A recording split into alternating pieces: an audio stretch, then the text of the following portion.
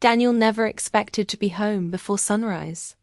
His flight had been moved ahead at the last minute, and he didn't bother telling anyone.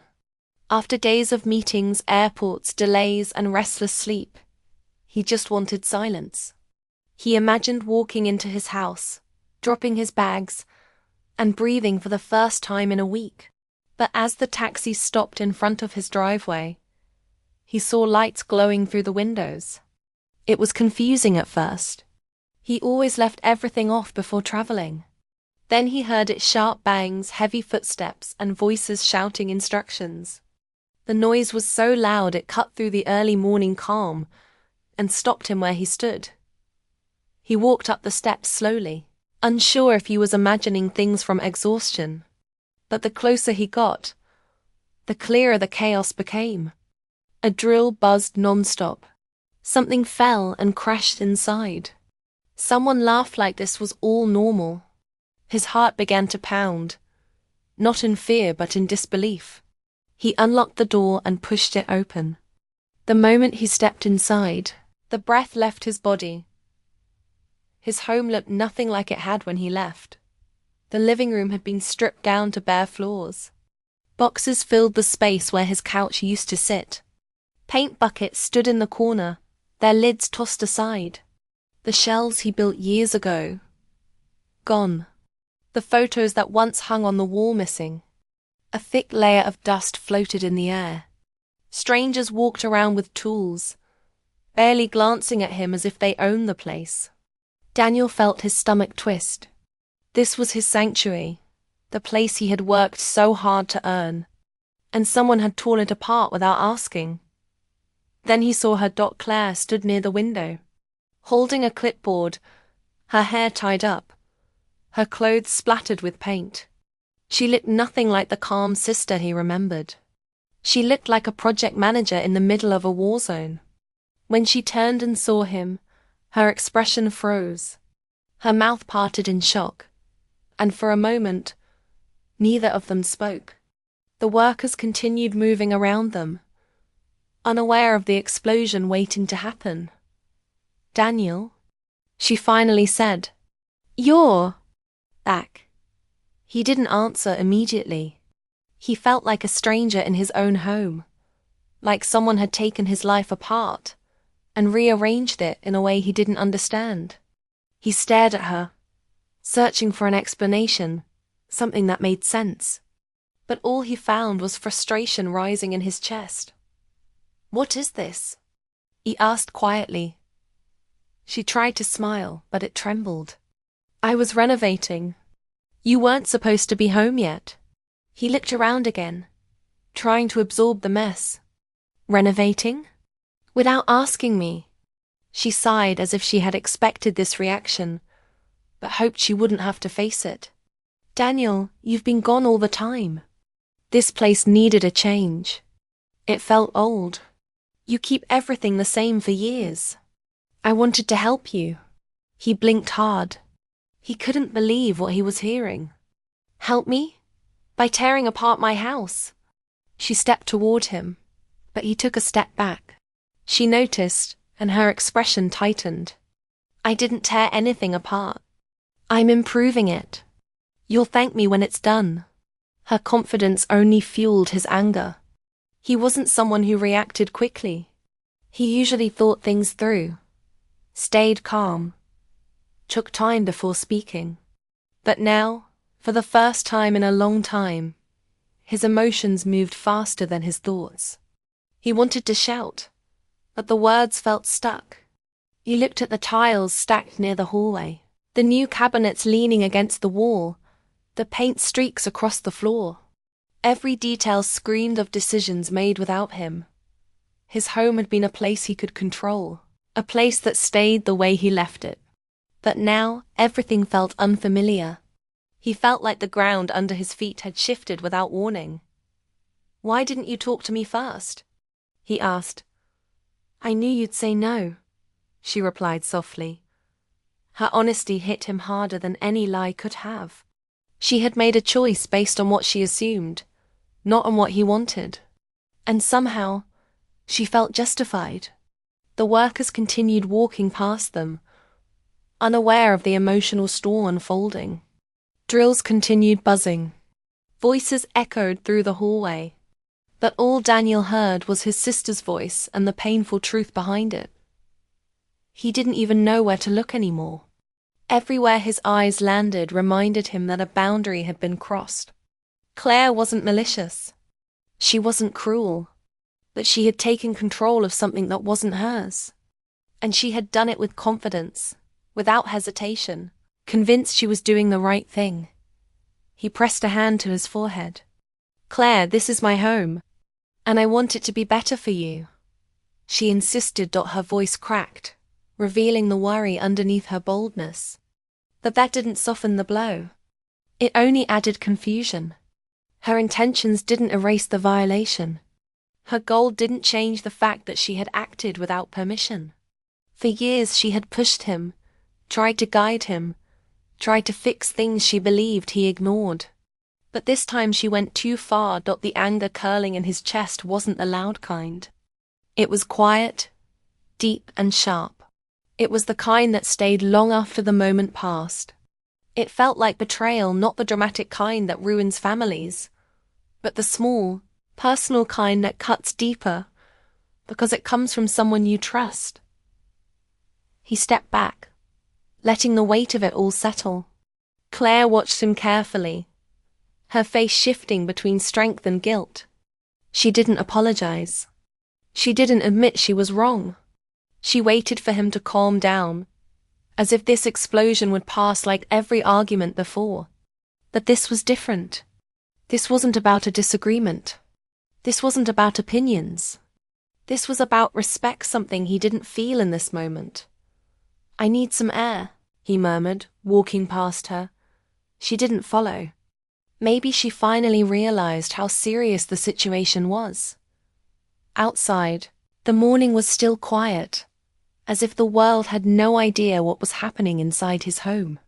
Daniel sat on the steps, hands trembling. He wasn't someone who held grudges, but he felt something new rising inside him. A desire to make her understand what she had done. A desire to show her how it felt to lose control of something personal. A desire for payback, not out of cruelty, but out of pain. He had never felt that before. He wasn't sure what he wanted to do. He wasn't sure how far he would go. But the seed of revenge had already been planted, small and silent, but very real. And in that moment, part of him didn't want to stop it. Daniel tried to tell himself he was overreacting. He tried to believe that the frustration would fade once he calmed down. But every time he walked through the house, the anger returned like a shadow that refused to leave. The workers came early, every morning, filling the place with noise and movement, and he felt trapped in a home that no longer felt like his. He wasn't used to so many strangers around. He wasn't used to walking through his own hallway and seeing walls torn apart or flooring ripped up. Everything reminded him that a choice had been made for him without his voice. Claire acted like everything was normal. She stood with the workers, explained plans, moved things around, and behaved as though this project was something they had agreed on together. She tried to show him color samples, tile patterns, and new layouts, but he felt nothing but distance. She spoke with excitement, but he answered with short nods and silence. She tried to make him feel included, but the damage had already been done. Every suggestion she made felt like a reminder that she had taken control of something he valued deeply. One evening, after the workers left, Daniel walked into the kitchen hoping for a moment of quiet. But even there, he saw pieces of unfinished work tools on the counter, sheets of plastic taped to the walls, and new cabinets standing uninstalled. The space felt disorganized and unfamiliar. He leaned against the table, exhaling slowly, trying to steady his thoughts. He didn't want to be angry forever. He didn't want to hold on to resentment. But the anger clung to him like a weight he couldn't shake off. Claire walked in, holding a notebook. She didn't smile this time. Her face showed concern, something softer than what she had shown in the beginning. You didn't talk much today, she said. He stared at the notebook in her hands, imagining all the plans she had written inside. I didn't have much to say. She took a step closer. I know you're upset. I know you think I crossed a line. He raised his eyes. You didn't think I needed to decide anything for myself. She hesitated. I didn't think you would ever do it. Daniel swallowed. That wasn't your decision to make. Her expression changed, no defensive tone, no forced confidence, only guilt. For a moment the tension softened, but it didn't disappear. He needed more than an apology. He needed understanding. He needed her to see what she had taken from him. I wanted to help you, she said again, but this time her voice was low, almost tired. You've been running from place to place for years. You never stop. You never take time for yourself. I thought maybe a fresh start would make you slow down, make you breathe. I didn't want you to come home to the same empty rooms after another long trip. He listened, but he didn't feel better. Her reasons were emotional, meaningful even, but they didn't change the truth. She made decisions about his life without him. She believed her judgment was better than his. That belief stung more than the renovation itself. Later that night, he lay awake staring at the ceiling of the spare room. The house felt too bright, too loud even when it was silent. Every sound reminded him of workers returning the next morning. Every breath reminded him that he had lost control of something personal. He replayed the moment he first walked in, the shock, the confusion, the sudden feeling of betrayal. He felt it again so clearly that it almost made him sit up. He thought about revenge. Not extreme revenge. Not something harmful. Just something that would make her understand how much this hurt him. He thought about going to her apartment while she was at work and making changes without asking. He pictured switching her furniture around, repainting her walls, reorganizing her things. She would come home shocked. She would feel violated. She would finally understand. The thought brought a strange, quiet satisfaction. But then another feeling followed: doubt. He imagined her face, the confusion, the hurt, the fear of losing control. He didn't want to cause her real pain. He only wanted her to feel what he felt. That her choices mattered to him, that her actions held consequences, that he wasn't invisible in his own life. Still, the idea stayed with him like a small flame that refused to die. The next morning, Claire came into the kitchen carrying 2 cups of tea. She placed one near him and sat across the table. She didn't speak right away. She looked tired, the kind of tired that wasn't caused by work but by worry. I know you're angry, she said. And I know I did this the wrong way. But can we talk? He didn't look at her. Talking doesn't change what's already done, but it can help us understand each other, she said quietly. I didn't mean to hurt you. He exhaled. But you did. She nodded slowly. I know. Silence settled between them. He stared at his tea, not drinking it. She stared at her hands. The house around them was still unfinished, half painted, half built, full of signs that the renovation wasn't over. He wondered how long this would continue, how long he would feel this way, how long it would take for things to feel normal again, if they ever did. Later that day, the workers returned. Claire gave them instructions, but her voice lacked the confidence she once had. Daniel watched her from the hallway. She looked conflicted, unsure of her actions, aware of the damage she caused. For a moment he felt sympathy. She had wanted to help. She had made a terrible mistake, but she wasn't proud of it anymore. She wasn't pretending to be right. She was trying to fix what she had broken, but sympathy didn't erase his frustration. It didn't heal the breach of trust. It didn't remove the thought of revenge that kept creeping into his mind. As the days passed, the house began to take shape. Walls were painted, floors installed, shelves built. Claire tried to involve him in decisions, but he couldn't bring himself to care. Every choice felt like a reminder of the choices she had taken away from him. Every suggestion she offered felt like an apology wrapped in enthusiasm. One evening, he found her standing alone in the living room, staring at the newly finished wall. She held a tile in her hand, flipping it back and forth nervously. She didn't hear him walk in until he cleared his throat. She looked up quickly. "Do you want this pattern for the kitchen?" she asked, her voice uncertain. He didn't answer right away. He watched her, seeing the tension in her shoulders, the worry in her eyes. She wasn't as sure of herself as before. She wasn't the confident leader of a renovation project anymore. She was someone trying to repair a relationship she had damaged without meaning to. "I thought you knew what I needed," he said quietly.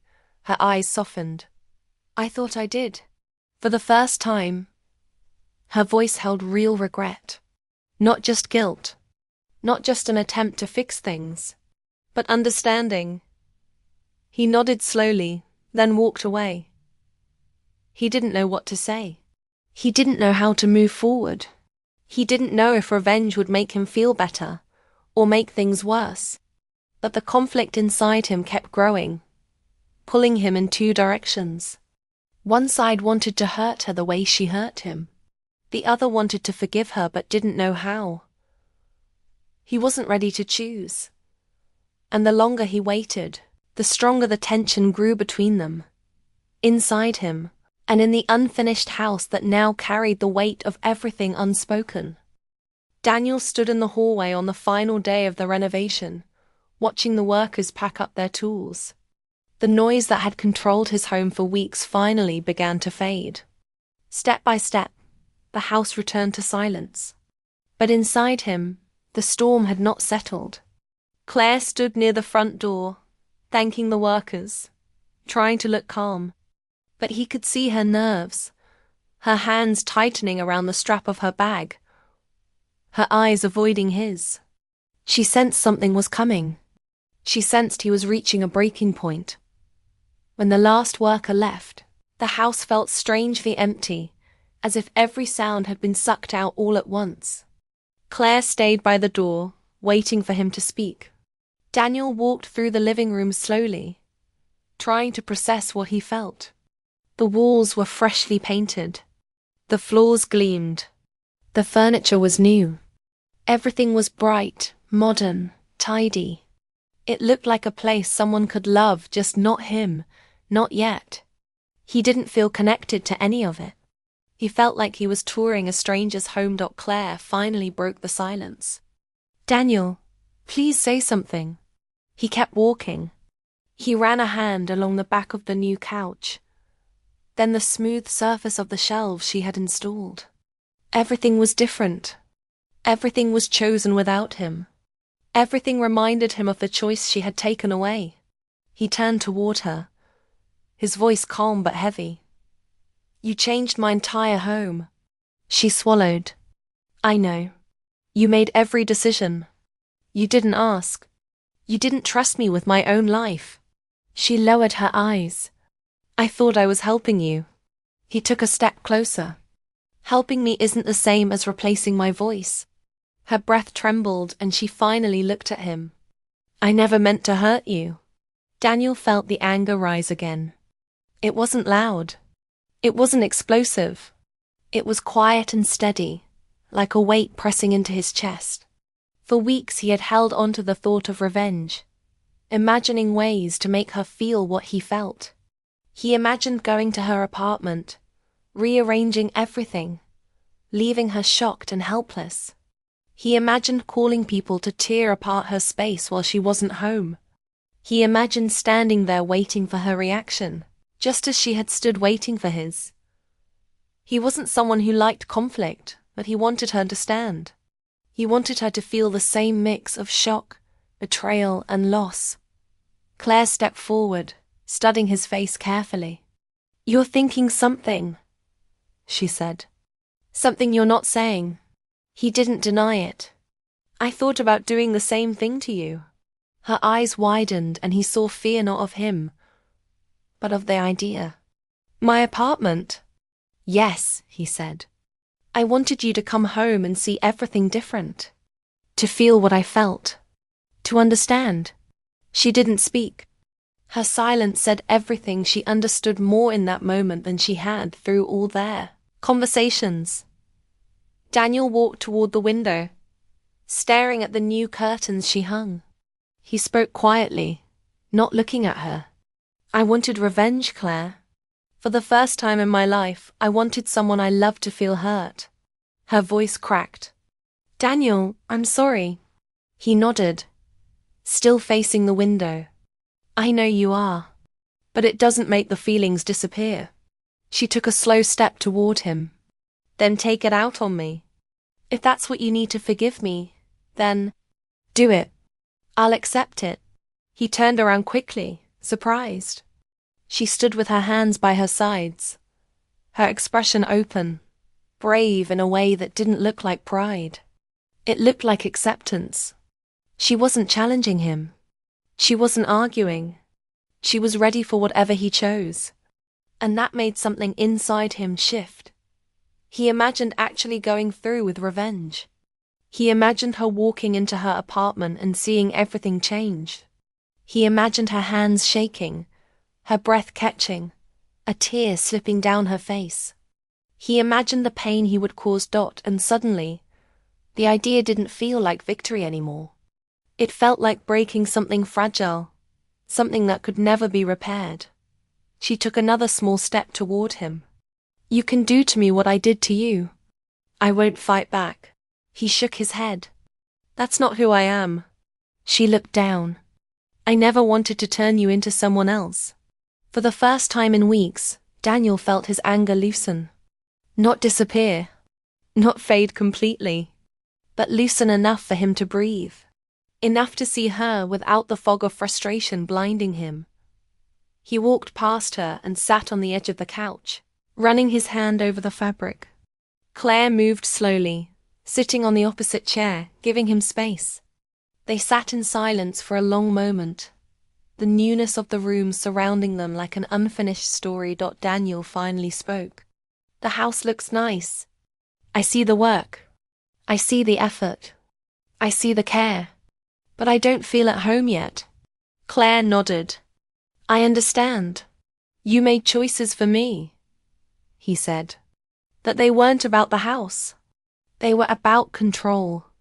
You tried to push me into a life you thought would be better. I know, she whispered. He looked at her, not angry now, just tired. You tried to fix me instead of talking to me. Her eyes filled with emotion. I thought I was helping. He sighed. Sometimes helping means waiting, listening, asking. She wiped her eyes. You're right. Daniel leaned back. The room felt brighter than before, but not because of the renovation. Something else had changed. Something between them. He felt the pull of revenge again, like a final test. He could still do it. He could still choose anger. But sitting there, looking at her, he felt something deeper than frustration. He felt the desire to move forward. He shook his head. I'm not going to hurt you, Claire. She looked up quickly. You're not? No, he said. Revenge won't make anything better. It won't give me back what I lost. It won't fix trust. Her breath left her in relief. Thank you. I'm still upset, he admitted. But I don't want to add more damage.